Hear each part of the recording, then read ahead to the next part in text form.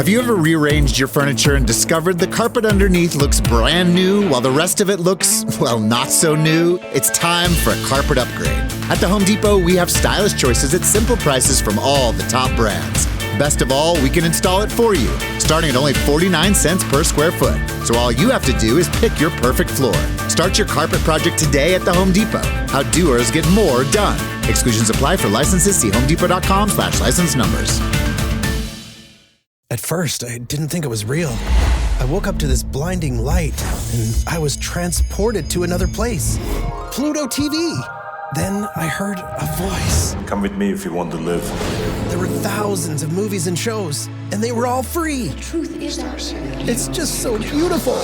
On Pluto TV, free streaming of Terminator 2, Fringe, Arrow, The 100, and The X-Files may cause excitement, loss of sleep, and sudden belief in extraterrestrials. No credit cards or alien encounters necessary. Pluto TV. Stream now, pay never.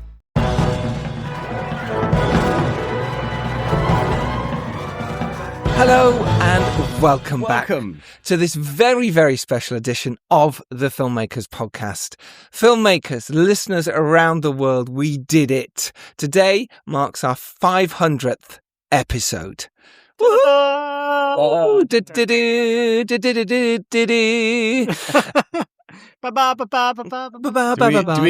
Do we get paid now? Do we get paid now after all this time? Is that what you said to him? Like, hold on. Yeah, like 500. Yeah, there's like a £10 for every episode that increases double every time, and then when you get to episode 500, I get my paycheck. Wow. I do like a 17th of the episodes you do a primo host, and I get paid.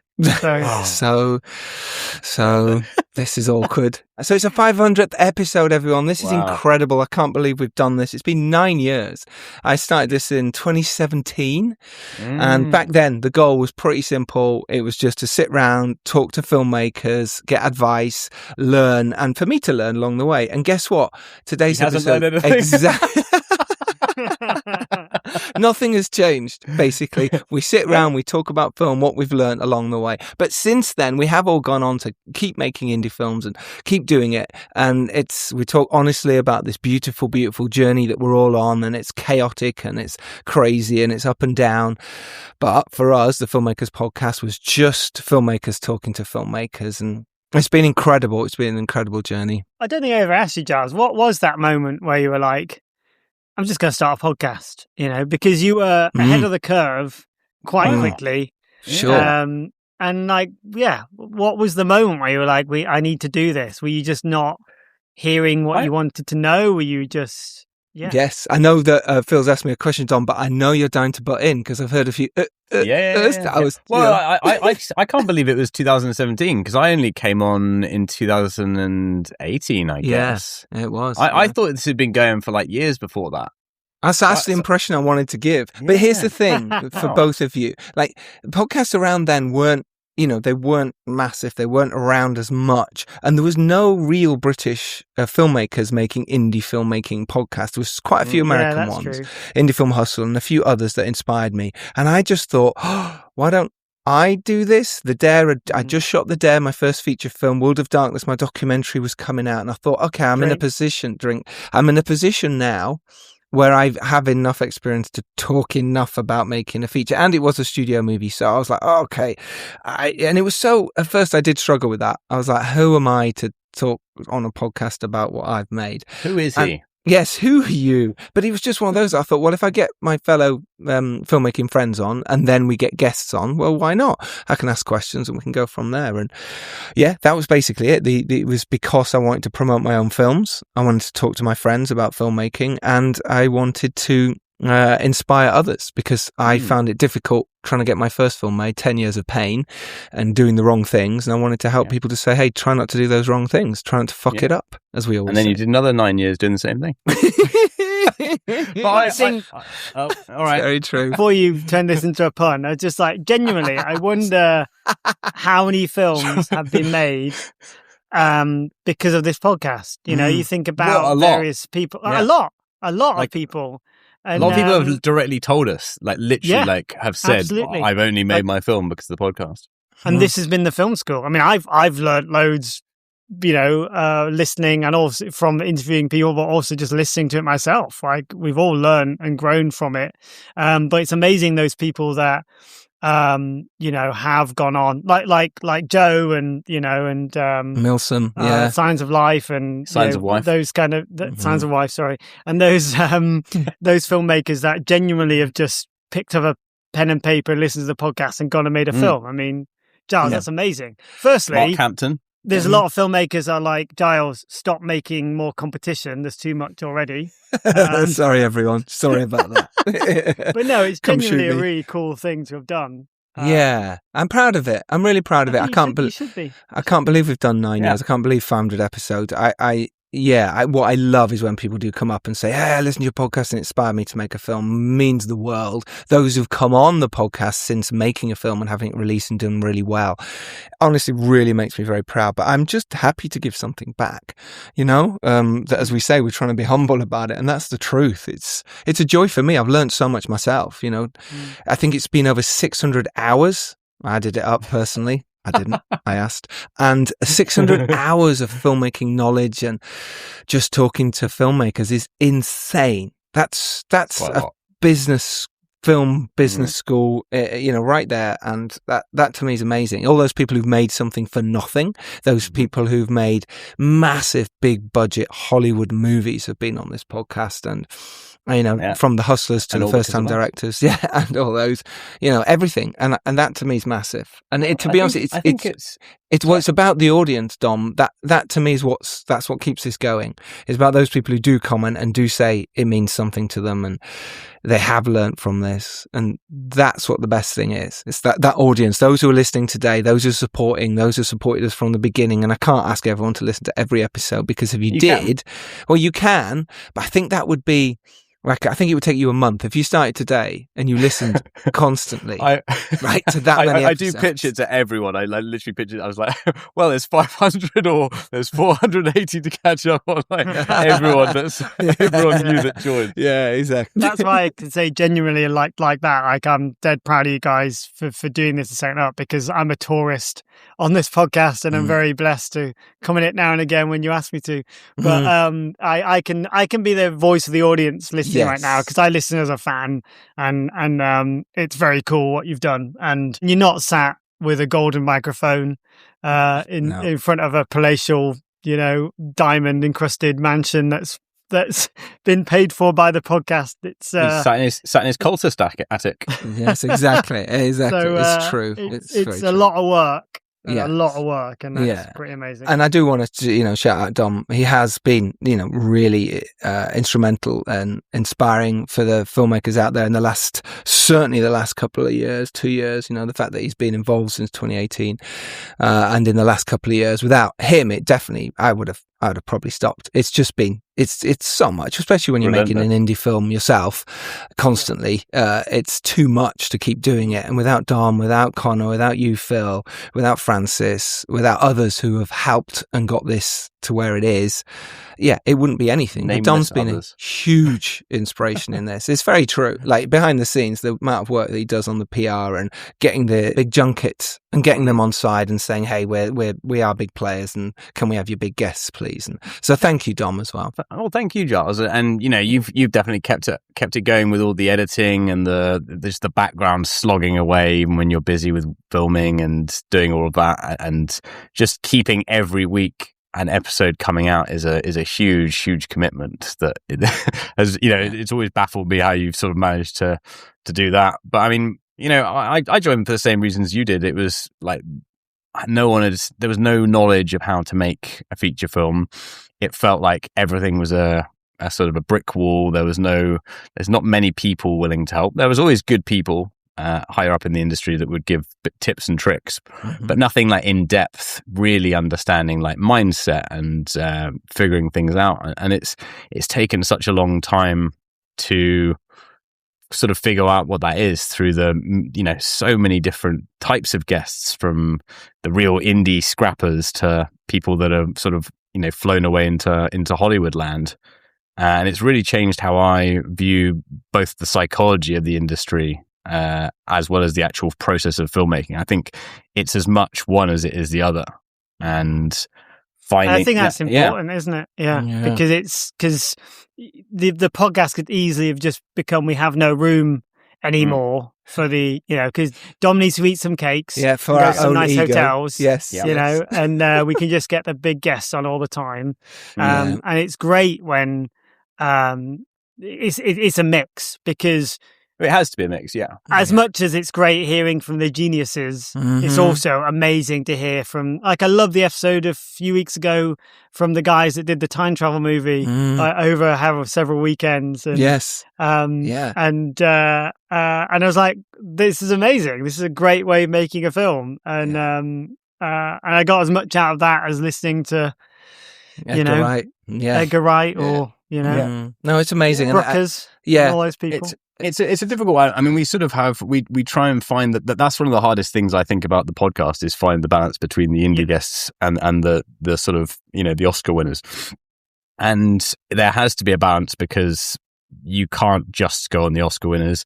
But at the same time, the reason I campaign so strongly for, the Oscar sort of guests as well, is because I think, going back to mindset, to be confident and to be comfortable in the room with the people at that level, you really do have to normalize how they think, how they work, what their experiences have been, how they see things. You kind of can't just focus on the indie things in my mind, if you want to sort of get to the level of being a top filmmaker. I mean, it's Christopher Nolan sort of said, every film I make, I want to make the best film in the world. But I think you have to have that indie grounding. You've got to know the basics. You've got to know how people scrap and get the money together. But you've also got to look to the future and really figure out. And I think there's so much valuable information in both mediums. Yeah. It's like the short term versus long term, isn't it? Yeah. You kind of listen to the people that have just got out there and done it, because we're all guilty of sitting and waiting and not setting that deadline and stuff, and then going, okay, well, how do I become a lifer? How do I make this a career? How have these people made this into a viable job that actually makes you some money, that has some longevity?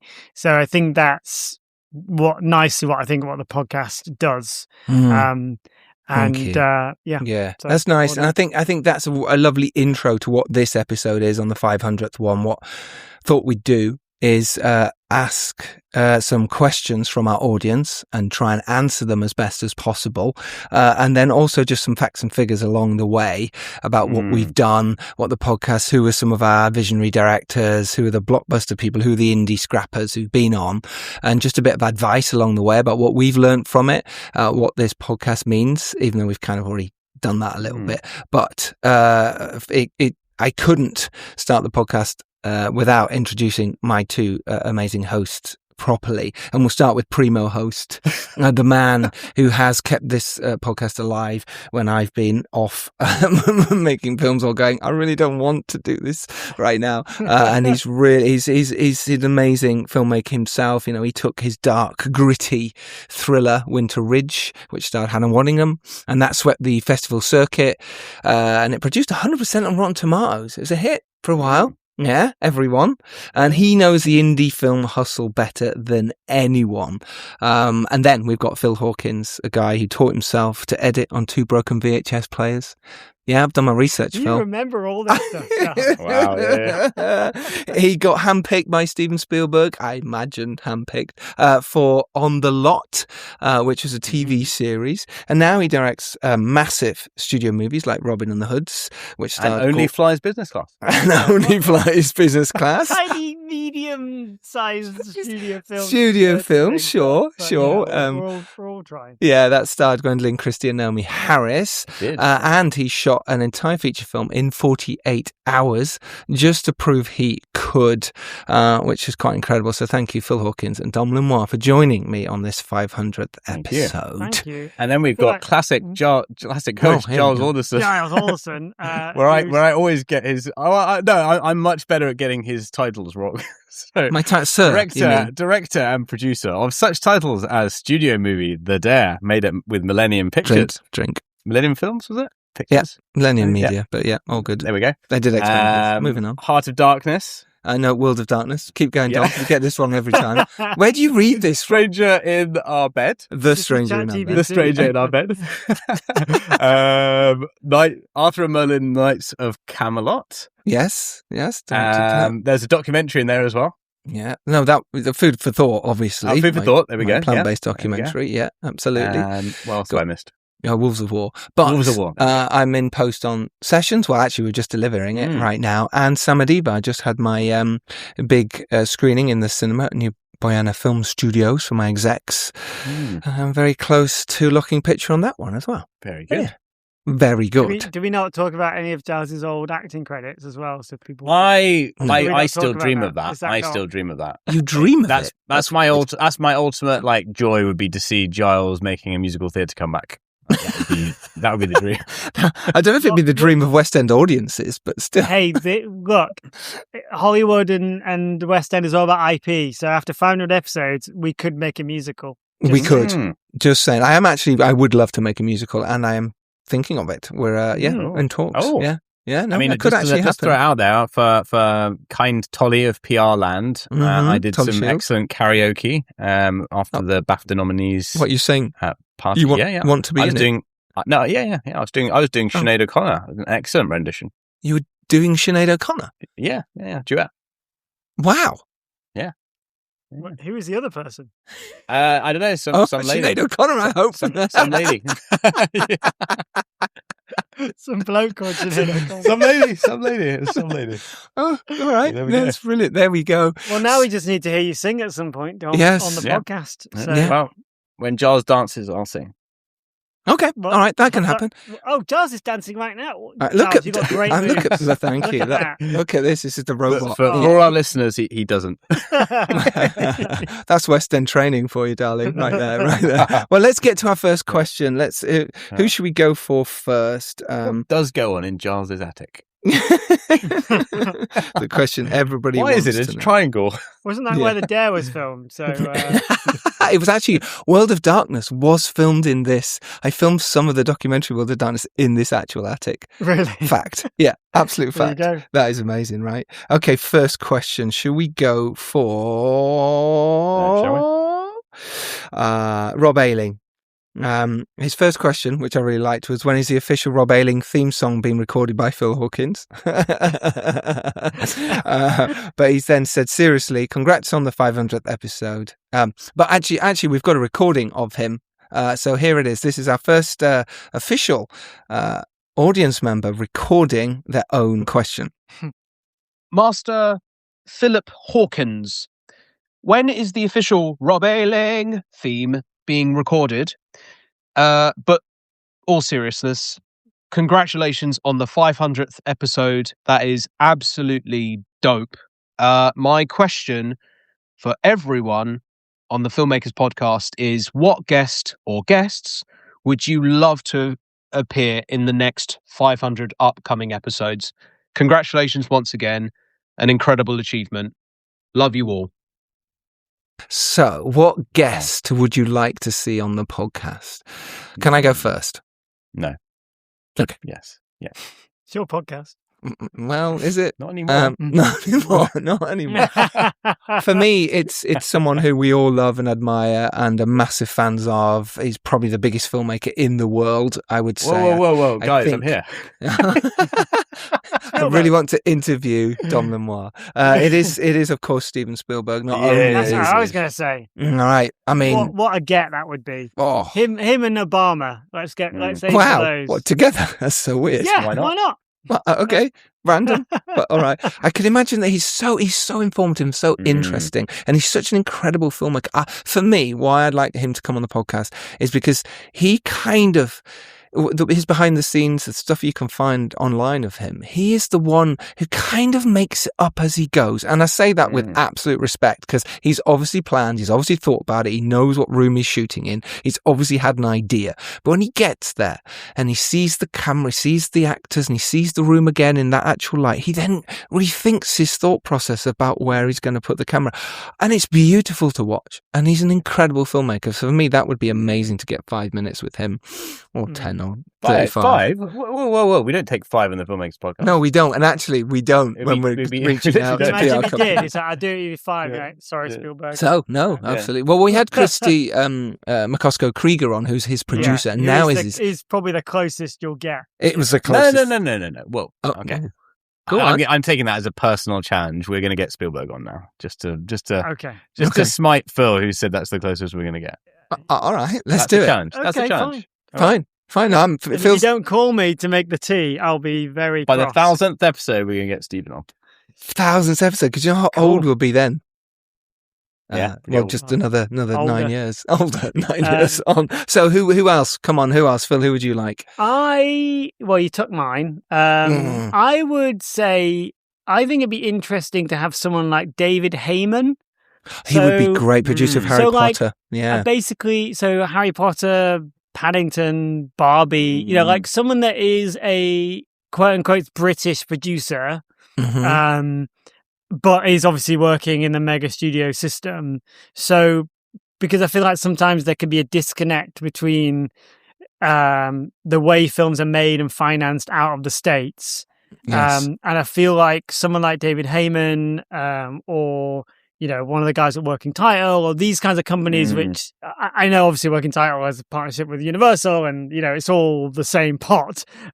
But I think it'd be interesting to hear from someone like that. And because I feel that it'll be interesting because I think there's a real problem with filmmakers getting to that first feature. And then, as I was saying earlier, then making a career of it. Where do you go? Yes. And I think it'd be really interesting to hear from someone like that to go well, what are you looking for in British directors, that can carry on and have that longevity and as a career? So someone like that, I think would be quite interesting. That's a great shout. Dom, who do you like? I think probably would be, other than the ones mentioned, probably Martin McDonagh, because of his character work. Just brilliant dialogue. The Banshees of Inisherin, that was him, right? He did that. Yeah, I'm thinking more in sort of In Bruges, Three Billboards, those kinds of magnificent drama outings. And then the other one would probably be Chris Nolan, just because. We didn't have two, by the way. Just saying, we only had one. But okay, cool. And the other one, Chris Nolan, because for pure story. I mean, more in his earlier films, things like Memento, Inception, Interstellar, just the heightened sense of epic cinema, and character moments that hit you in the gut. Just brilliant use of storytelling. I love that. I'm going to go for a second one as well. And to be honest, it's someone I've actually talked about on the podcast for wanting to get on, and we nearly got him on twice. We met him, me and Dom, last year at a screening, and I decided to go, sod it, let's chat to him, as Dom did when we met George Clooney as well. Dom was like, no, I'm going to bowl in and just chat to George Clooney. It was amazing. We had a great chat with George Clooney. But this person, me and Dom, I was like, should we talk, should we not? He was getting popcorn. I went, sod it. And that is Danny Boyle. And we had a lovely chat with him, and he said twice, we've met him twice now, and both times, I'll come on the podcast. Yeah, I'll love to fucking come on. I'll come on your podcast, he said. Yeah, I'll get proper mank with him when he's on the podcast. And every time we've reached out to his people, and if you are listening, his people, why have we not had Danny Boyle on the podcast? Come on, guys. Yeah, Phil, who's your second person then? On the spot. Greta Gerwig. I think should be amazing. It's regrettable that we haven't. Wow. Yeah. Chloe Zhao. Yeah. Ava DuVernay, Sofia Coppola. How cool would they be? Yeah. Who else, Phil? Anyone in the world. Leonardo DiCaprio would be amazing. Margot Robbie would be amazing. Yeah, I think, someone like Morgan Freeman or, like Samuel L., these people that have been in the industry forever. Yes. And because it's interesting, we've all chosen different facets. So we've director, producer, writer. So I think if we're ticking the acting box, I think, these people that are just Hollywood legends, and how Denzel, these kind of people. That's mine. That's it. But you can't have three. He comes out with that's some the gold. Dream. Yeah. Denzel's the champion. Yeah. I would absolutely love to be scolded and torn apart by Ridley Scott. I just think he's brilliant in interviews. He gives zero fucks. I'd love to see him tearing Phil apart. Yeah, I would. I'd be game for it. So and he would as well. He'd tear apart the podcast. He'd tear apart us. So Ridder's. He'd just be like, but not a chance. Maybe we should make it an aim by trying and get hold of some of these people, because we've tried. There's been like fairly I think you got a comprehensive shot with Nolan, campaigning. though. I think if you approach it from that, to be honest, it's weird that we haven't. Yeah, I think it just depends on. Oh, sorry, Billy Business Class. There, Dom. It's weird we haven't had Nolan on. Billy Dommy Class. No, but it is, because we've literally had so many of the top directors on, like really, really, really high level. What most known directors in the world. And these are the kind of guys that would love a film process chat. Sometimes it's just getting through to the studio, or the pitch being like, this chat is going to get a lot of traction, and it's going to get a lot of positive thing, and the guests are going to enjoy it. And I think now we've definitely got we've always had the track record of having like great conversations that the guests love, but I think now we do have the numbers. Like, we've got the numbers to back up going after like big people. Some of those visionary directors, I'll read a little list off here. Yeah. Ari Aster, Midsummer and Eddington. We've had Zack Snyder, Justice League, 300. J.A. Bayana, Society of the Snow, The Orphanage. Todd Field, talking about Tar, which is amazing. I can't believe Todd Field's only made 3 movies. I find that quite incredible. Sam Raimi, Spider-Man, Evil Dead, on very recently. And some of our 650k views on Instagram. Yep. It's true. We've had over 40,000 likes. It's insane. 50,000. And then 50,000 now. Yeah, it's pretty insane. Some of the blockbuster Titan guests we've had on very recently: Christopher McQuarrie, Mission Impossible; Phil Lord and Chris Miller, Lego Movie, Spider-Man, Spider-Verse; Matthew Vaughn, Kingsman, Kick-Ass; Joseph Kaczynski, talking about Top Gun Maverick. By the way, you can find all these wherever you get your podcasts. Just type the Filmmakers Podcast and the guest you'd like to listen to. And then we've had some amazing screenwriters as well. Krista Wilson-Cairns. Don't forget Kristen Stewart as well as a director. No, Kristen Stewart. What a great guest that was. She was amazing as well. So screenwriters: Krista Wilson-Cairns, 1917, Last Night in Soho; David Koepp, Jurassic Park, Spider-Man; Tony McNamara, Poor Things, The Favourite. Do you know what I mean? The list goes on. The actors, just a few to name a few. Mark Strong, obviously, is my favourite. I'm playing football with him Monday morning, yesterday, when this comes out. So Ian McKellen we've had on, Lord of the Rings; Simon Pegg, Rebecca Ferguson, Mission Impossible; Imogen Poots, amazing; Stephen Fry, Felicity Jones, Kirsten Dunst, Channing Tatum, Glenn Powell, Joel Edgerton. Yeah. The list of personal mates. On. Yeah, now he plays paddle with them. He plays paddle? Yeah. I'd love that. So let's go on to our second question. Especially Rebecca Ferguson. Yeah. Still need to get her back on. She said she would. She was her and Simon Pegg, probably our first like real breakout celebs, top guests, actor guests. And it was a wildly successful episode, and it was one of the most fun we've had. So, and by the way, they are on our YouTube, so go and support us there as well. The Filmmakers Podcast on YouTube. Just subscribe and click like and write a nice comment. It really does make a difference to our world sometimes. So we've got a second question is from Rick, and here it is. Hi guys, first off, congratulations on 500 episodes. What an achievement. I've been listening since I think you started it, Giles. So, super, super proud of you guys. My question is, what are, or have you noticed any common traits, or what's the most common trait between all of the successful filmmakers that you've interviewed over the course of 500 episodes? Thanks again, and congrats. So thank you, Rick, for that question. What's the most common trait among successful filmmakers you've met, or that they have said? The common trait.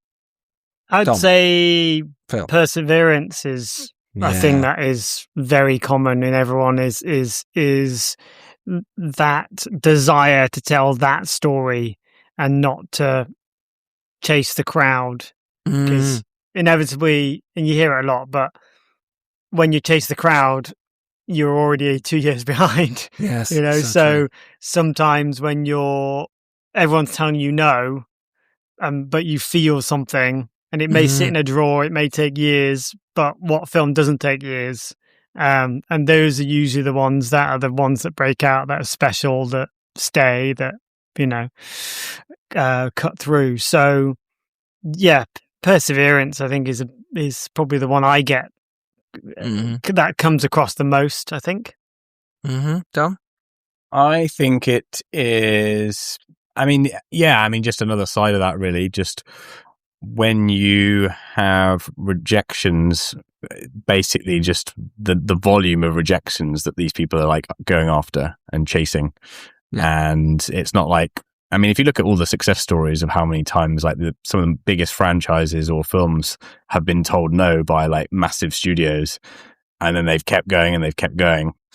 And it's because they haven't been dissuaded by someone saying no, and they haven't thought, oh, that's because my idea is bad, or this person doesn't like it and this is never going to get made. They've just kept finding someone that will say yes. I think in indie film, I think it is that hustle. It's that great determination of you're going to make this film whatever happens.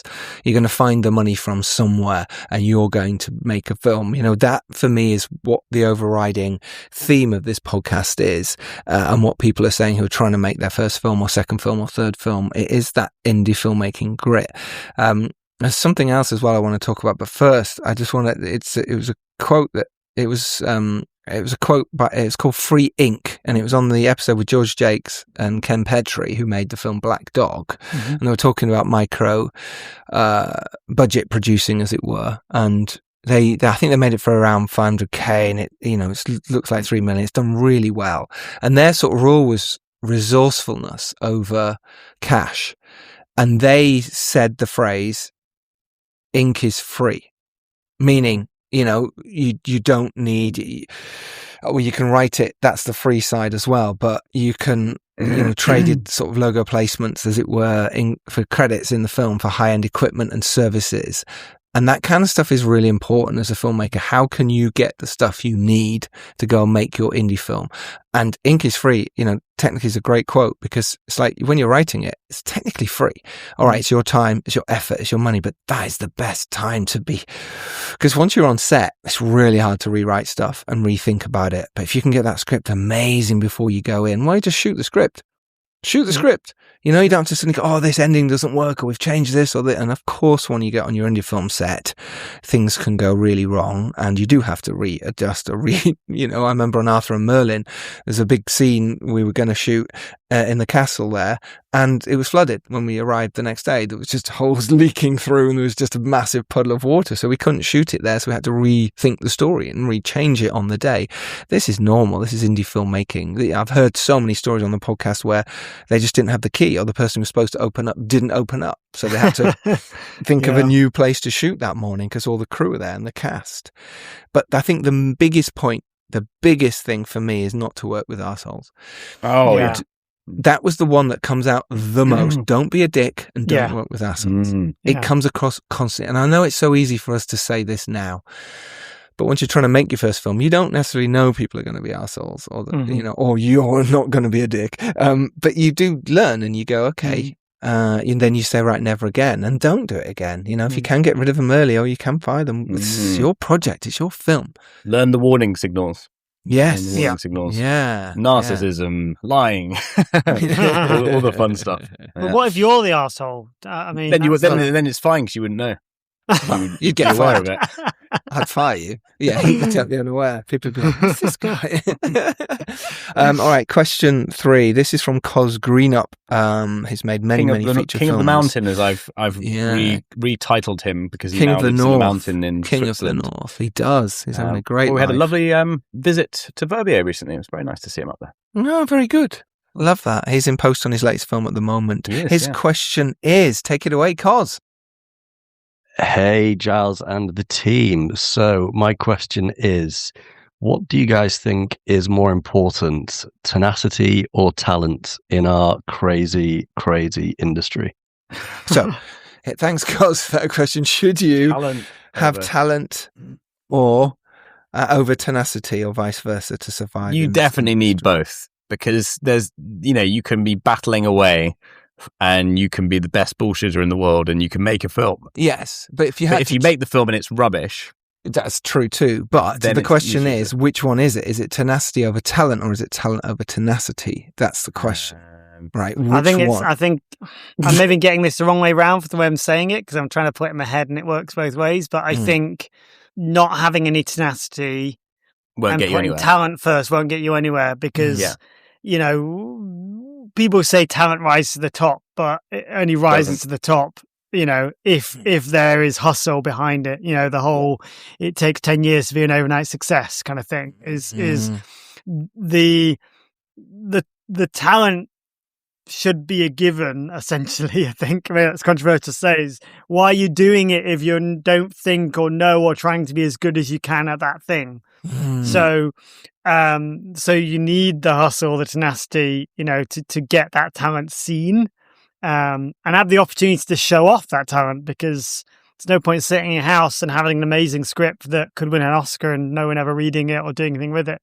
So that means it's tenacity over talent. Is that what I'm saying? Yeah, I think it is. I think it is. I think it is. Yeah. Tom, do you agree? I agree with unfortunately with Bill. But I think right. You're not Stephen Follows. It's fine. There's no points here. I think the issue is that I think the issue is you've got to be willing to learn. You need the tenacity, but you've got to be willing to learn. Like, other than that, if you've got the talent and you haven't got the tenacity, you either got to be someone that's like in a very privileged position with lots of money, and you can just then be one of the people that just turns up and makes something. And sometimes it works, and sometimes you just make a horrible movie, and then they make another horrible movie, and they just do that, and it doesn't really benefit anyone very much. Or you're someone that just then expects the world to gift you a break, and you're not fighting for it, and then you probably will sink. So I think my reflection is more on, where the talent is, how the talent's applied, and whether you're willing to work for it.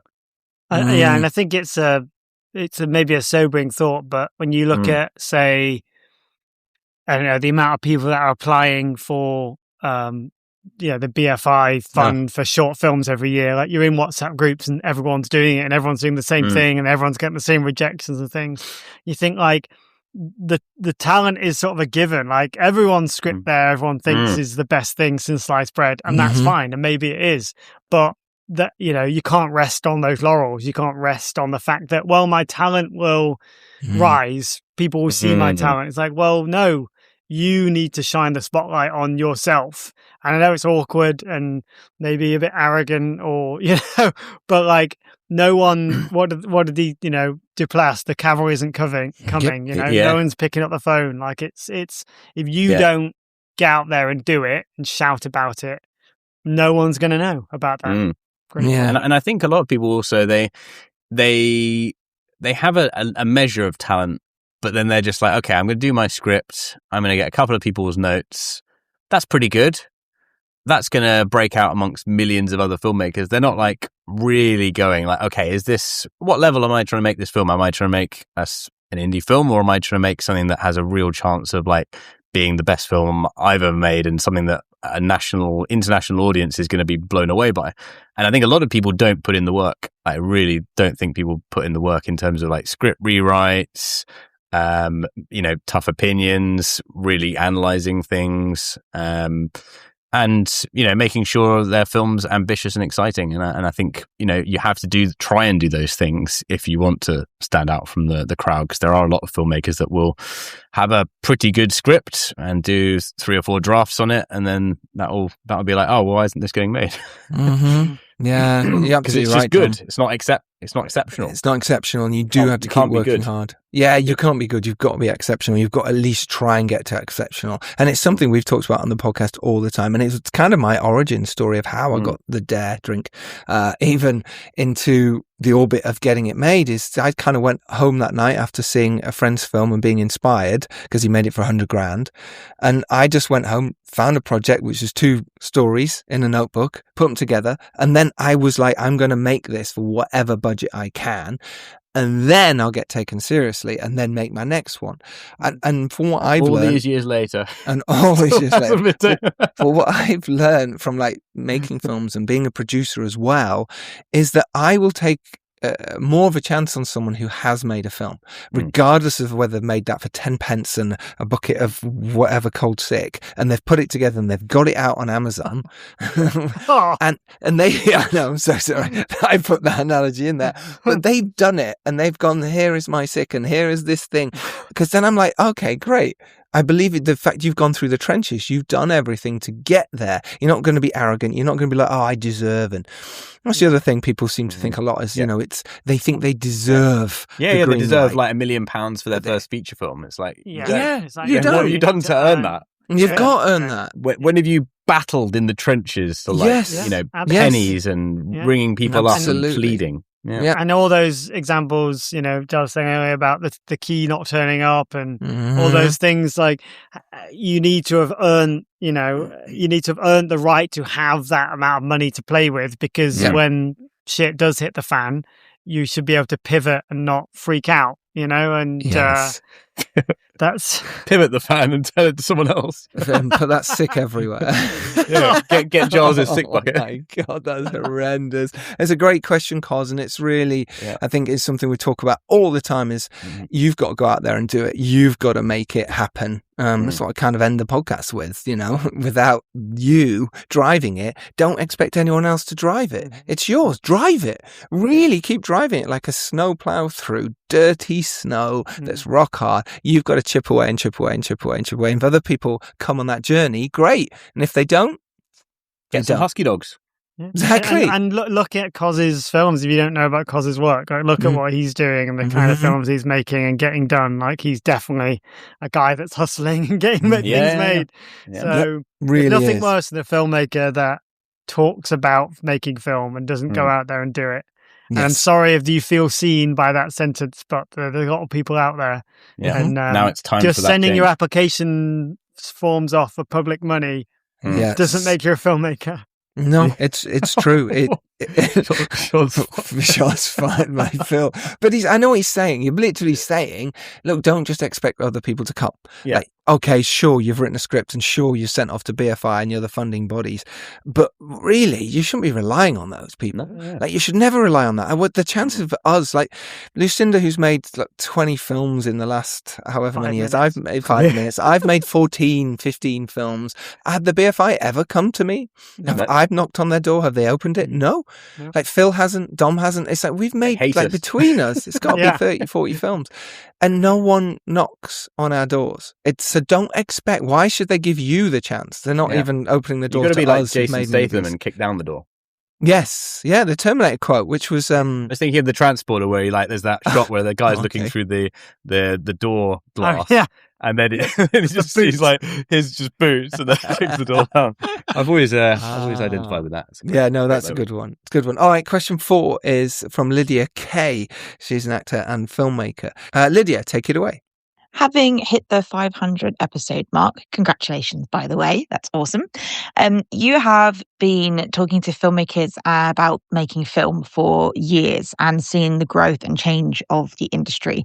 So my question to you today is, how important a role do you believe that social media now plays in modern day filmmaking? That's a great question, Lydia. How important is social media in filmmaking these days? Too important. Dom, go on. I would. Too important. Yeah. Why? All right. I think it's changed a little bit. There is obviously like the sort of influencer numbers. There's that whole side of things, like people getting cast because they have 1 million viewers. Some of them are good actors, some of them aren't, and that would always bother me if that would always be sort of part of the conversation where I was thinking, well, who's the best actor, and if this is a bonus, then that's great. But there is another side, which I think is what Phil was kind of saying a minute ago about putting yourself out there. Like, why should people care about you making films? Not just sort of content and being silly and doing those kinds of things, but like, who are you as a person? Like, who are you as a storyteller? Like, why is it important that you exist in the film world? And I think anything that's sort of channeling that in an authentic way that isn't full of bullshit, that's kind of worthwhile. So that's my take on social media.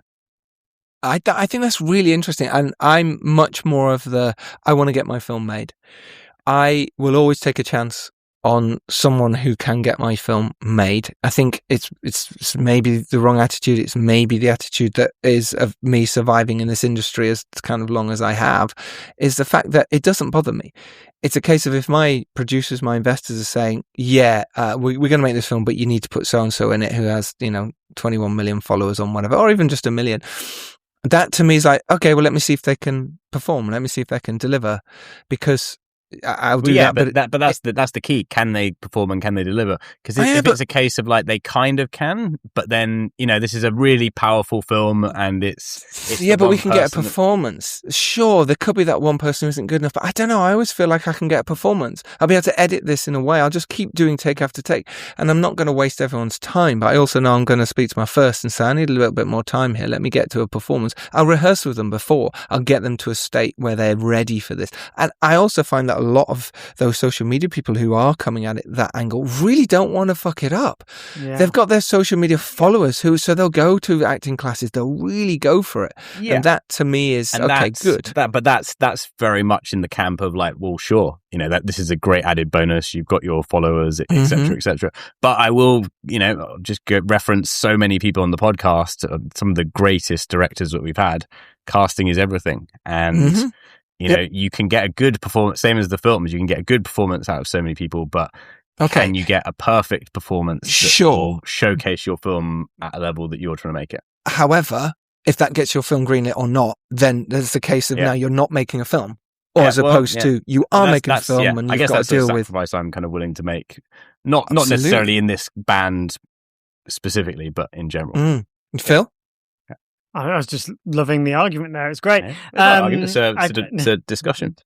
That's the relationship for us. No. I think it's fascinating because I think there's, I think not to be on the fence, but no, go on, Phil. No, from I think you're both wrong. He says before going on the fence. Yeah. No, I am more in Giles's camp of like, I'd rather make a film than not make a film. So that's the thing that gets it made. Then that's what gets it made. I have been in situations where this has maybe tried to happen, and we've had to rewrite the script and look at things about how to make it work. But it is, as I say, I'd just rather be making the film or not making the film. And it's tricky if it's like, I'm always nervous when it's like, leading actor is financing the movie, and it's that that I run away, from. Yeah. I mean, hugely. I guess my take is, if it's someone where you think about them, you imagine them reading the lines, you've seen a lot of their work, and you just cannot, in your gut, imagine them doing the role. Then that to me is like, well, this will ruin this particular movie that I've waited this many years to do. So that's when I draw the line, and I'm like, not this one.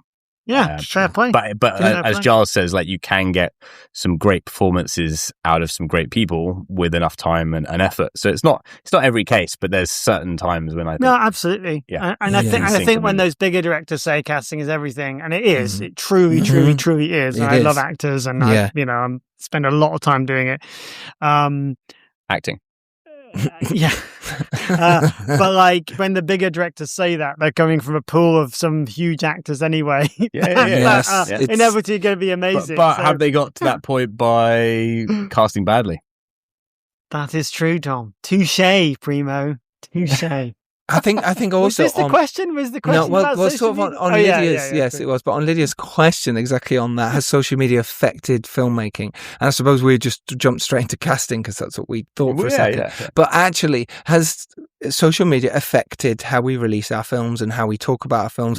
Certainly, like we're doing the podcast, we put it all out on social media. When we release a film, we are putting it on social media, saying, "Hey, come and watch our film. Here's our trailer. Here's a clip from it. Here's me talking about it. 10 likes, please like it, please."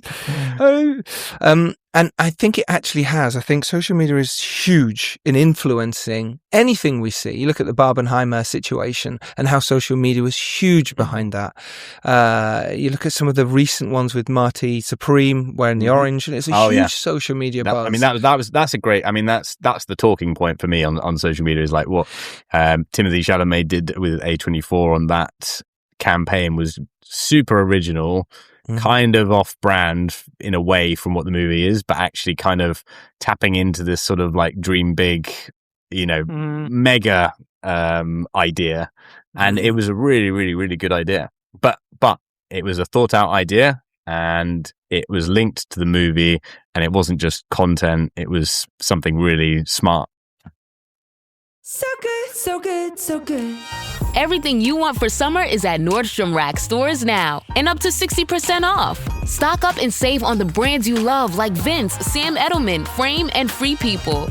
Join the Nordy Club to unlock exclusive discounts, shop new arrivals first, and more.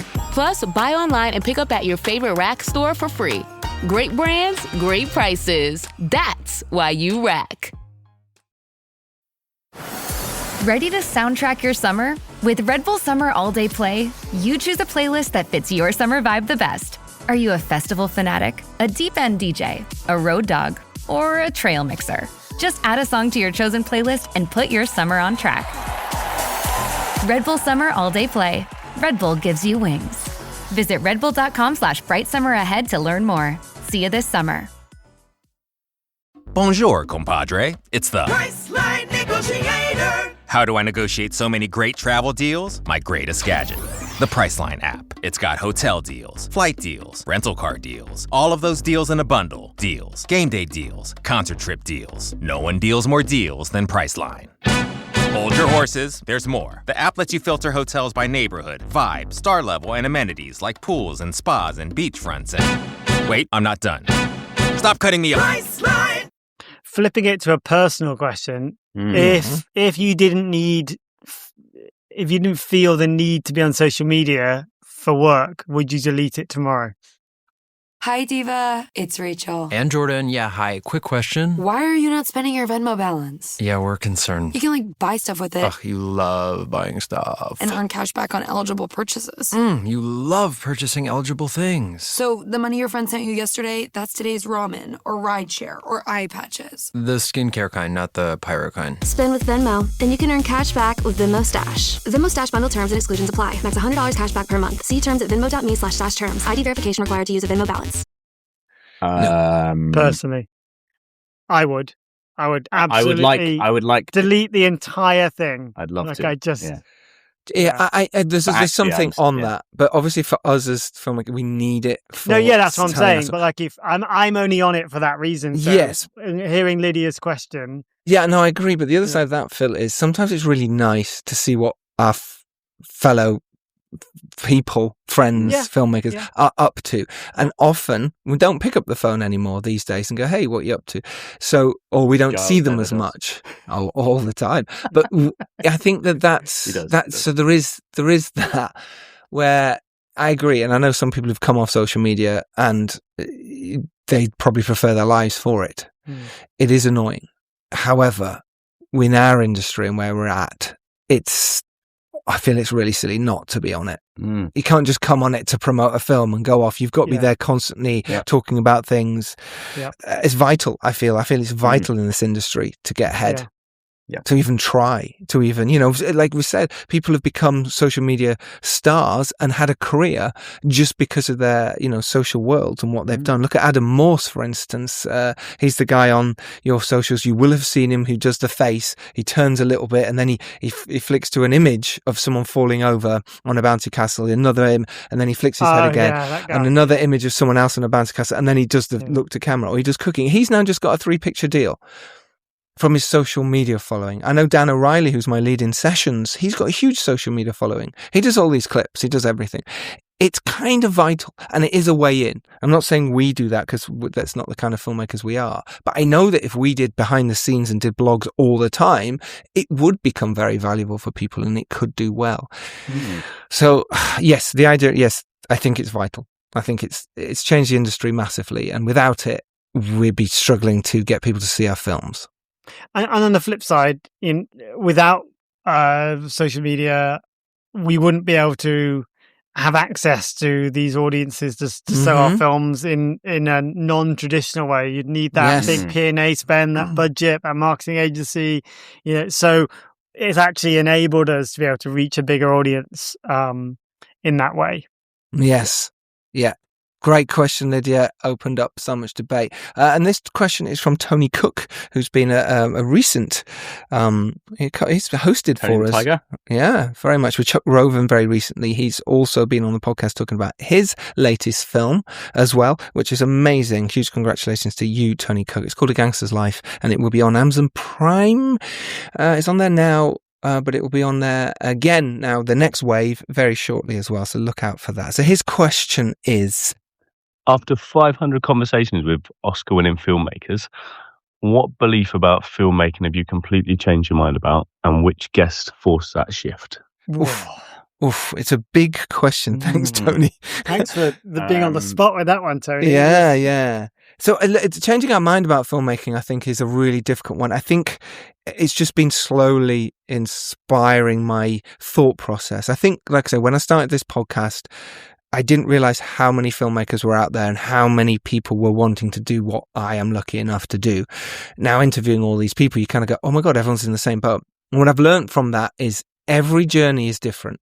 Everyone's come at it from a different angle. Everyone's found money in a different way. Everyone's worked with different people in a different way, or found different collaborators in a different way. And that to me has been so inspiring and so useful to know that there is not just one way to do this. There isn't just one way to find money, or one way to find collaborators, or one way to make your film or release your film or find a distributor or find a sales agent.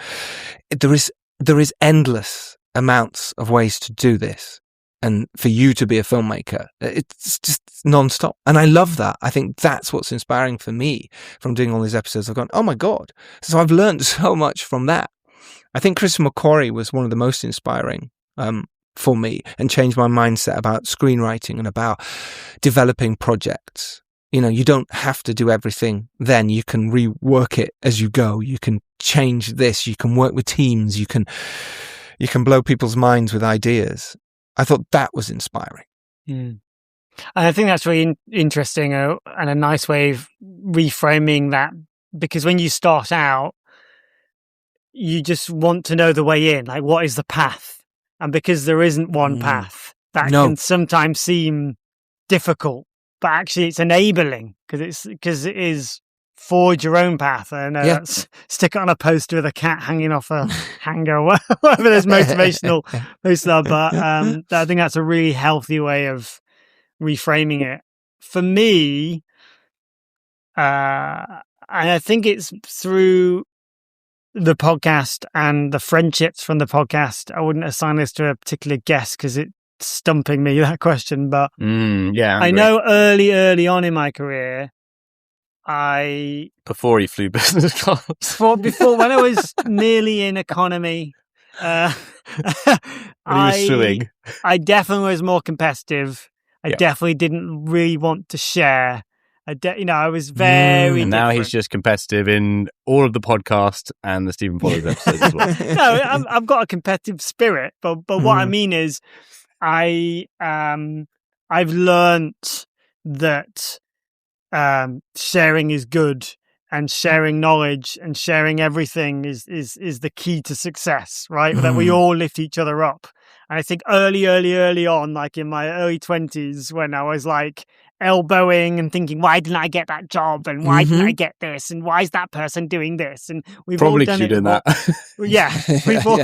We've all been there, right? Or I'll speak for myself. It's really unhealthy. And it's not good for you to compare yourself against and again, it speaks to what Giles just said, because everyone's journey is different. And as soon as you realize that by lifting other people up makes you not only a better human being, but it makes you a better filmmaker. And I love it. I absolutely love helping people. And the amount of like random Zooms and emails and things I try and do with filmmakers and people, and just try and impart a bit of advice and maybe mistakes I've made that you don't want other people to make. I think is a big part of this job, and a big part of what I see as success. And I think the older you get, both in industry years and age, and dog you years, really, you really realize that it is about the journey. Yep. You know, the film is great, and being able to press play at the end and watch the film is nice, and see your name up there. But but actually, the amount of time is spent with those people trying to make that film, and then making the film, and those little film families you form, those intense friendships and stuff. That's the life, right? That's life. That's the thing you're choosing to do as a filmmaker, and that's the journey you need to enjoy, because it's not just about the final product. The final product is great, and it's a goal everyone's searching for, but it's the build to that, which is where I find joy, and yeah, that's what I'd say I've learnt. Yeah, I think it's finding a way to not only survive the film industry, but not to hate it, and not to get sucked into not to get sucked into like that world of competitiveness, or resentment, or this or that. But it's finding ways to I honestly think the thing that I've learned most from all these episodes is that it kind of, you need to be doing as much self-development, being a human being, as you are on your work, because that's the thing that's really difficult to try and explain to people, is that why one person might be succeeding and another one isn't. It's down to how you are in the room. It's down to how you can present your idea. It's down to whether you really are giving off a good energy, like whether you can deal with people, as Phil says, whether you're someone that comes across as like sincere and authentic and likable, and whether you're someone that can show that you're fearless and you can work under pressure.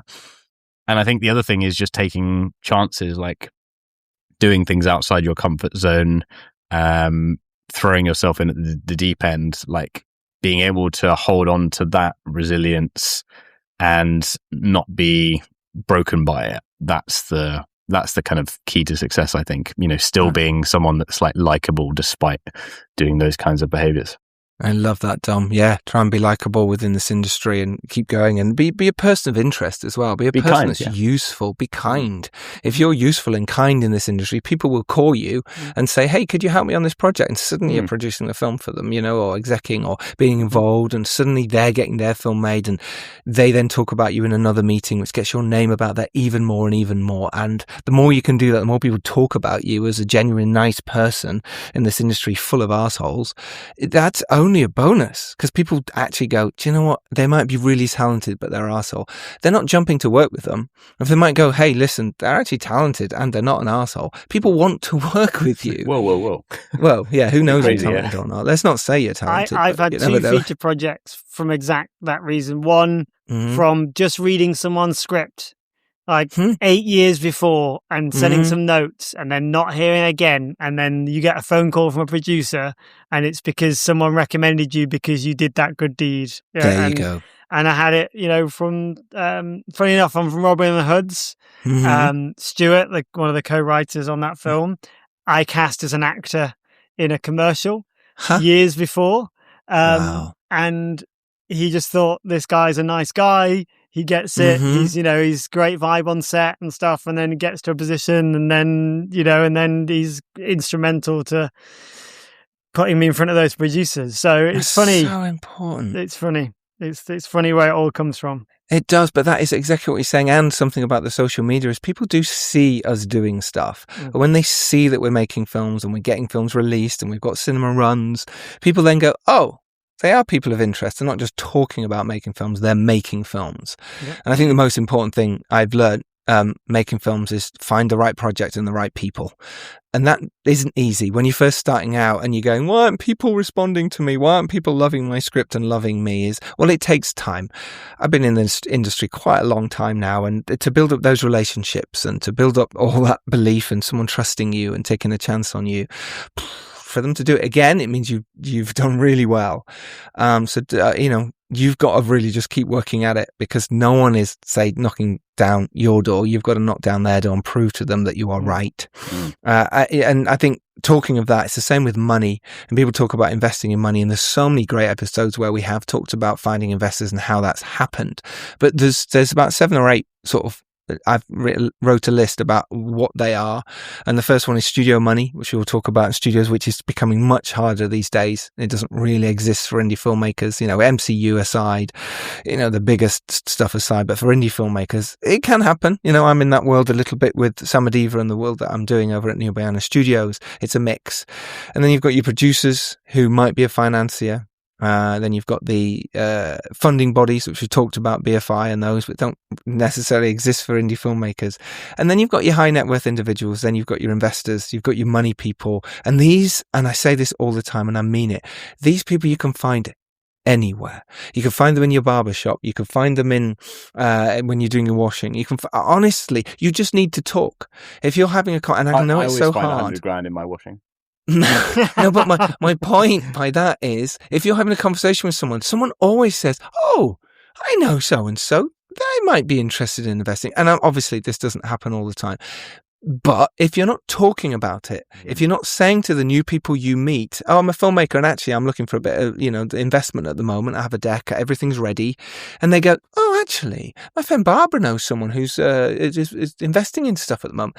You would be surprised by how many times that happens. It doesn't mean it's going to lead anywhere that time, but if you do that over 50, 100 times in the month, I tell you what, one of them might lead to it. And if you're impressive and you've got all your decks ready and all your investment plans and you know how the waterfall works, those people will take you seriously, because people like to invest in exciting people who are enthusiastic about a project, and they go, "Yeah, do you know what? I'm going to take a chance." Especially those people with money. I would. We all would if we went, and someone was there going, "I've got this project, I'm really passionate about it, here's what I want to do." You go, "All right, yeah, I fancy taking a punt." And that's usually what it is. The other one is friends. You just never know who might have a bit of money. You never know, especially when you're making something in the first place. And which leads me to crowdfunding. And people do make films with crowdfunding. I've done it. Food for Thought was crowdfunded. Serial Killer's Guide to Life, one of the first bigger films I produced, which was BIFA nominated, longlisted for a BAFTA. We made it for 30 grand. It's a bit more than that in the end, Stanton Cousins Road project. And it can happen. You can make your movies. So there is ways to do it. But the big secret is, why would they invest in you? All of those people I just mentioned. You are that key person of interest. You are excitable. You are passionate about your project, but you have to know what you're talking about. That's why would they invest in you, and you've got to ask yourself that. Why?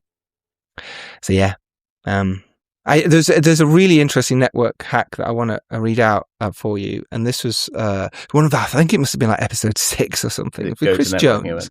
It wasn't, but that's a really good tip too. If you're not out there and about talking, right? But this was from Chris Jones, who runs the London Screenwriters Festival. He was on one of our very early episodes. And this was a bit of legendary advice that I've hung on to for a long time. And let's say you meet a powerful producer or a financier and you have a meaningful exchange. Go home that night and put a Google alert in their name. And when they make the news, like months later, you have an organic professional reason to email them and congratulate them, and that keeps your relationship alive. Doesn't mean you're asking for anything. You're just saying, "Congratulations, I heard the news." I tell you what, when people do it to me, I respond.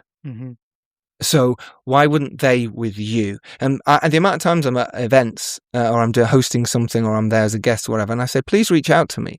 Ask me questions." Hey, the amount of people that don't is incredible. It's so rare. So if you're that person who does do it, get on with it. Keep doing it. Don't harass. Don't be annoying. But it's a very simple way to just be a little bit annoying. Be in the mix. No, always be a little bit annoying. No. Yeah. No.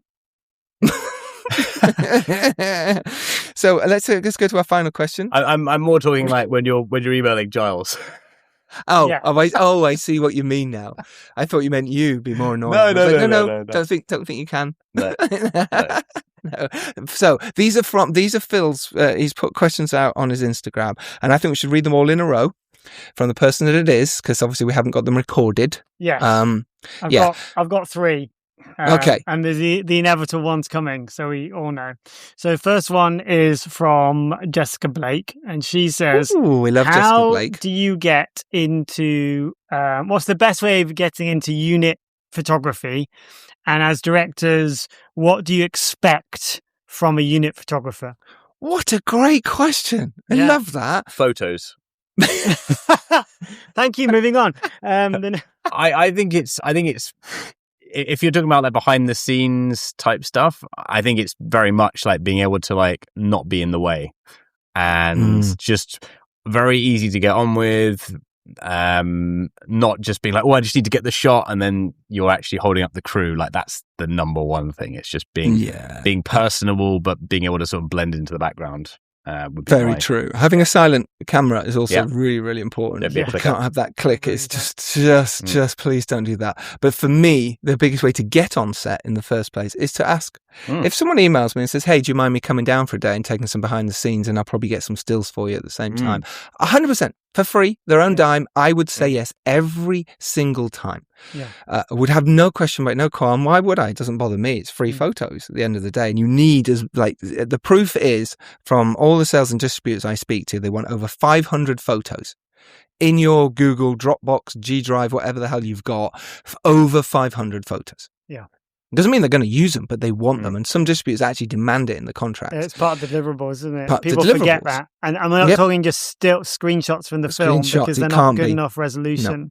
Yes, so I think it's in true. terms of that expectation for a unit photographer, and it's a very difficult job because, as you said, don't be annoying, you're sort of in the way, is you're trying to capture the frame that captures what the film is and how the film looks, because usually the unit photography is the stuff that publicizes the film, and if that looks nothing like the thing the DP's shooting, then you're misrepresenting or you're not representing the film enough. Funny enough, so Ed Moore, DOP, friend of mine, just shot Hijack. Doing very well at the moment, Ed Moore. He actually was just on a podcast recently and mentioned about unit photography, so it might be worth listening to that. But he was saying it's amazing. Oh, let's not promote other podcasts here. Spread the love. It's a very nerdy DP podcast. Yeah, no, I love that podcast.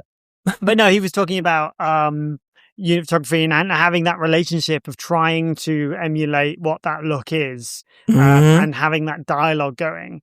And also, please, when the photo comes out, crediting the DOP is also an important thing, because it's not your lighting, it's not your casting, it's not your, you're resting on the shoulders of giants. So, just remember, the team that's gone into helping create that. I love that. It's so true. And the other way around as well. Don't forget to credit the stills photographer. It can happen very easily that we do forget. And we get all those through. Are you thinking that freebie thing, Giles, is a way of forming that relationship? So maybe it takes some great stills and maybe, Yeah, ideally you do need to do a couple. I do need to do a couple to like get into a specific role like that. You need to sort of show that you've been accepted and made it through. It could even just be like a couple of short films or something. Like it could be a day here and there. It could be really minor. But I do think once they've been on set with me and they're cool and they've shown me some photos, I'll be like, can you come back? Yeah. I've had that quite a lot with people say, I just want a photographer. I want to take some stills. I'm like, great, take some stills. It's never a problem for me to do it, and that's 100% a way in. And you'd be surprised by how many people don't email me saying, "Can I be a stills photographer on your set?" I'd be like, "Yes." I honestly have no, because you look at that inbox tomorrow, Giles. No, but we say this every time, and people don't. People don't do it. People don't do it. Can I take photos for you, Giles? Yes, you can, Phil. It's on my iPhone, but I'll. Mate, I don't mind. Available. But do you know what? The amount of Jessica people out of a job. She comes to Phil hoping for a lifeline, and he steals her job. But because I take as many stills as I can as stills, I'm with my phone. I take behind the scenes pics all the time because they're so useful for me, and so do my crew. And I'm like, thank you, let's use them. So if you're that person who can do that and come to set and take stuff for me to see me, because it's often me taking them. And Andy, my DP I work with most of the time, doesn't have time to take pictures of me doing that sort of stuff. So if there's someone, I want photos of me behind the scenes. Who doesn't want photos in the cells, on a movie set? So yeah, my answer to that is absolutely pointing. Lots of He's pointing. always pointing. Yeah, I've got to. I'm making a point. question. Next And question. maybe we should put a time limit on this. Yeah, I need to get Question. some food at 9:30. No, not the 500 podcast. Episodes, we've been on it for a while. You're going to be here for another Right. 500 hours. The audience is still with us, and you're just know. leaving. Yeah, Hungry. unbelievable. Okay. The audience will buy you some food. It's fine. Well, this next one will be a really short, easy answer. Better This be. is from Jeremy Dares, and he says, I hope he does. What is your take on AI use in film? Oh, Here we no. go. There we go. Quick answer. I'm not a Settle in, fan. everybody. Psst, it's Mushrooms with Maddie Matheson. Let me tell you the secret of how to look like you know what you're doing. Use mushrooms. Toss them in eggs, noodles. Boom, it's delicious. It's not magic. It's mushrooms. Hit up mushroomcouncil.com and get cooking. I'm not a fan. Look, of course people do use it. It's kind of CGI. It's part of our world now. But no, I'm not a fan. I don't even really like it on my sets as even wallpaper, background stuff to have it on set as someone's printed this. I said, oh, it's done with AI. Why? No, I don't like it. I'm not a fan. I know it's happening. I know it's in our world. I am embracing it. But at the same time, no, I'm not a fan. Phil?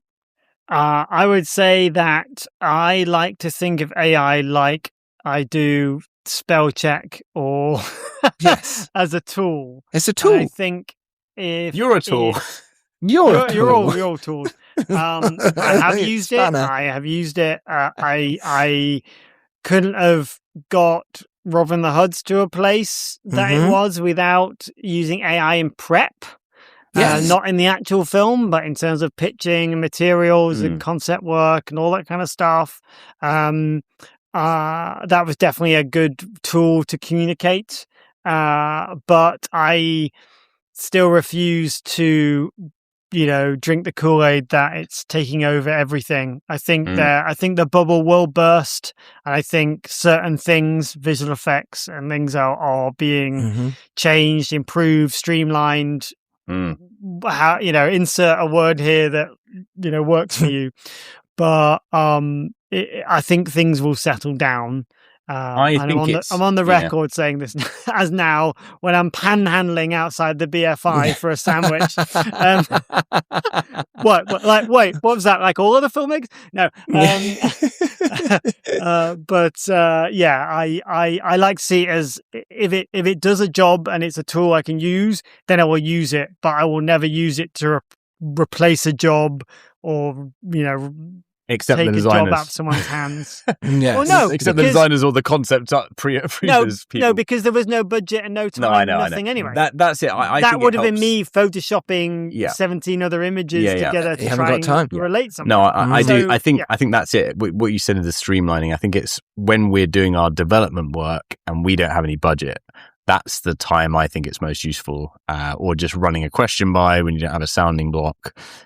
There's certain things that it can just give you a quick opinion on or an image tweak, but you still need the people to do stuff in the background. But I don't think it's going to settle down. I think it's just there will hopefully be some kind of, fingers crossed, boundaries that don't get pushed in terms of like losing actors and things like that.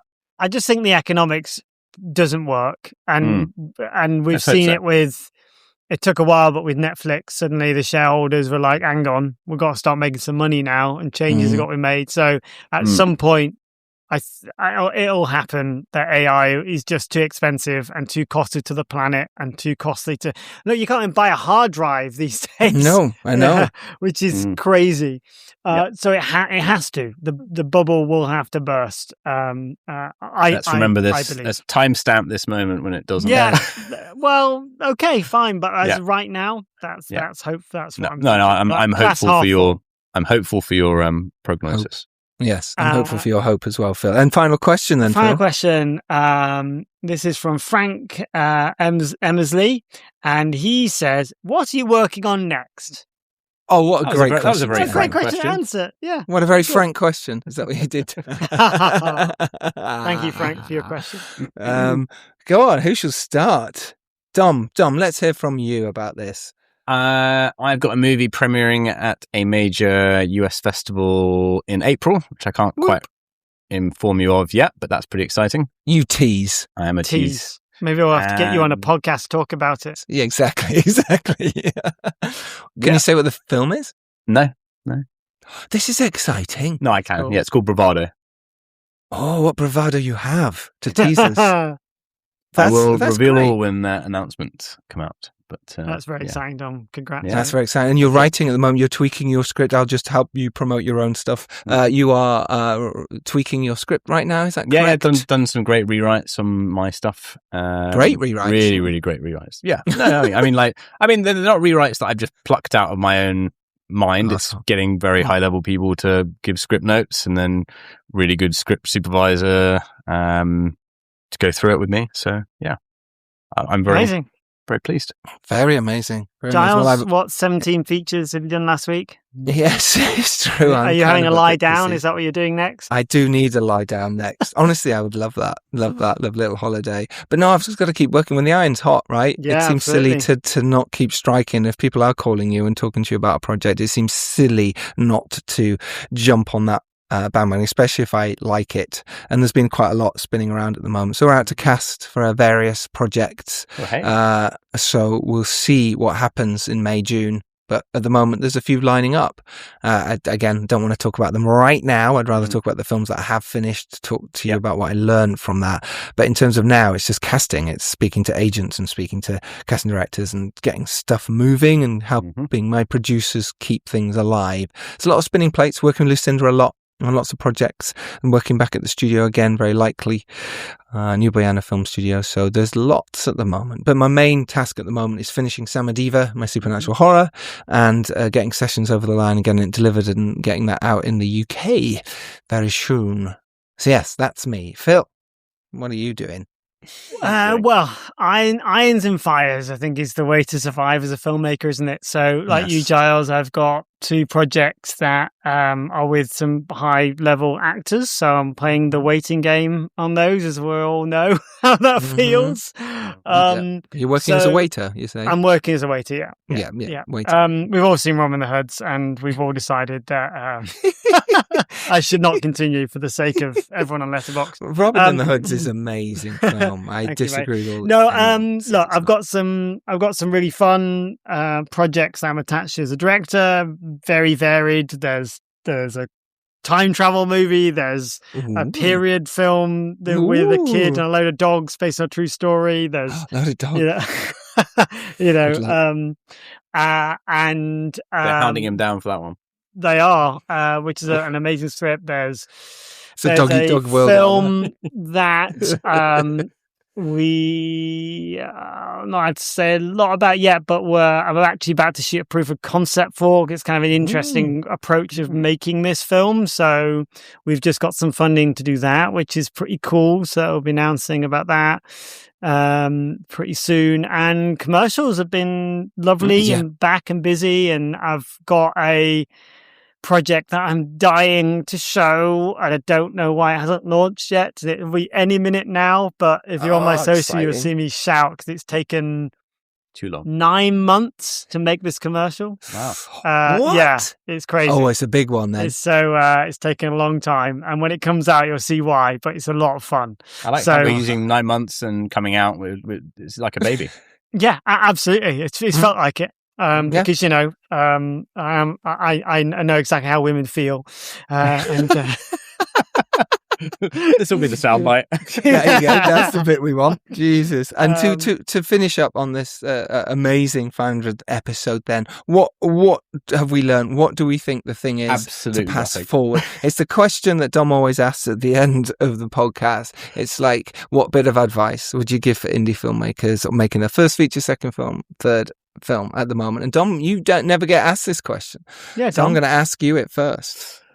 Advice: chase, just do a lot more, aim a lot higher than you ever. Do a lot more, do a lot. No, just set your goals a lot higher than you are, and put yourself out there into a lot more situations, whether you think they're going to be beneficial or not. Take chances. Attack every day. That's the thought, and be nice while you're doing it. Yeah, and be nice while you're doing it. For me, it's don't be afraid to ask. Don't be afraid to reach out to that someone. Really, really, you've got to have everything ready for when they do say, yeah, sure, send me it. Have it ready. If an investor you're speaking to says, yeah, I'll put some money in, you better have your bank account set up. Your SPV, you better have your limited company set up. You better have done that. And when going into filmmaking and you're actually going to set is prepare, and prepare to fail, and then prepare again, and then change it on the day. As long as you're prepared, it doesn't matter if you change it. Because you've already got your backup. Yeah, or fail, whichever. But you learn from failing. God, that's what this podcast is about, right? Yeah. We've learned from failing. We've failed our way through 500 episodes. We've literally failed through 500 episodes. So, Phil, what about you? What's your advice? I mean, you sort of stole the one I was saying. That's why I went second. Is that permission to fail? And maybe it's... Maybe based on this conversation, actually, what we've just had on this podcast is just don't be afraid to shine that spotlight on yourself. And yes, it can be awkward. And yes, you can think it's egotistical, but you know what? If you don't do it, nobody will. Maybe your mum will, but maybe she's bumping into... Maybe she won't. Maybe she won't. Maybe she won't. She might have bumped into a massive film investor and not said anything. Yeah. That's why you need to promote yourself. Yeah. So I think that is important. Just put yourself out there and don't be afraid to fail because this industry is all about doors slamming in your face and people saying no. So if you accept that and you're willing to roll with those, then you will survive. If you take that as a given, that you will get more no's than yeses, and that's your superpower, then I think it will put you in a good kind of mental place to tackle this industry. Oh, what an excellent soundbite. Thank you, Phil Hawkins, for joining us on this 500th episode. Thank you. Thank you, Dom Lenoir, for everything you do for this podcast and helping me keep it alive, keep it surviving. What else would you like to see, dear listener?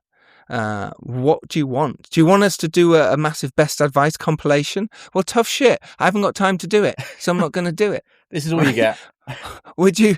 Well, why don't you do a community challenge? Someone out there listening and cut the best bits together for us, and then get a job editing for me, right? Because if you're good, I will hire you. How about that as a challenge? We were hoping to put together a reel of all the fancy YouTube clips. So there we go. Were we? Yeah. Were we? I don't remember that. Did you and Toby, I think. Maybe I picked, right, okay, maybe cool. It sounds great, Toby. Dom. Yeah, maybe you did. Bias. Toby V's a brilliant editor from time to time as well. Yeah, Dom, if you feel like doing that, cut together all the YouTube best bits of you. No, I think best Tobias interview is bits better. Of you. You just don't want to do it, do you? Listen, if you are lucky enough to rise up and do well, it is your duty to send the elevator back down. I've been Giles Alderson. He's been Phil Giles Hawkins. That is Primo host Dom Lenoir. Thank you very much for listening to 500 episodes. Thank you for those who submitted questions. Thank you for riding with us all this whole time on all these episodes.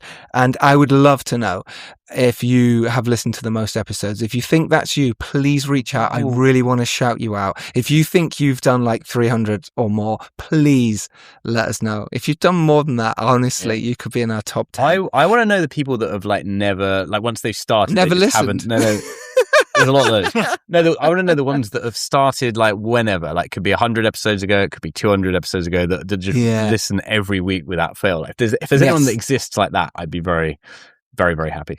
Yeah, or gone back, started listening from number one again. Yeah, that's really cool. Yeah. Anyway, there's so much information and advice out there. And again, go to the filmmakerspodcast.com, put in any guest you want in there. And they might not all turn up. Yeah. But yeah, most of them, well, Spielberg won't, obviously. But you can also put in directors or writers or screenwriters or crew. And those episodes with those guests will come up. So it can be the same for the tailored to you. hosts. Yes, if you just want episodes with Dom, if you just want Phil's episodes, then just Phil's will come up. It's true. It's a very happens. short list. I am on all of them. These are the Christmas quizzes. He's yeah. Hear me get angry. Then listen to those. There has been a couple I've not done, so I think that you two hosted. I know Phil, you hosted one without me. So I think it might be 2 or 3 I've not done over 500. That's crazy. You always sneak in for you almost always sneak in for the intros, even if you haven't done the episode. Yeah. That's true. That's true. Thank you, everyone. Take care. We will see you next Tuesday for the episode. Cake. Why is it not Let's cake? go It's eat a Dom's birthday. cake. 500 Yeah. episodes. I know. It's a really good point. I blame Phil, management. Dom didn't bring cake. That's your job, right? Or does someone bring it to you I these did days? hazelnut tiramisu for my night. Yeah, that was pretty good. That sounds pretty good. Was it Thanks for vegan? sharing. Great. I know, Jesus, get out. Right, take care, everyone. See you in a We bit. will see you very soon. Go make your films, make it happen, believe in yourself, and follow all our advice. Every single bit of it will help you be a filmmaker. Or maybe it won't. Either way, thanks for listening. Remortgage your kidneys. Bye, everyone. Bye. Bye.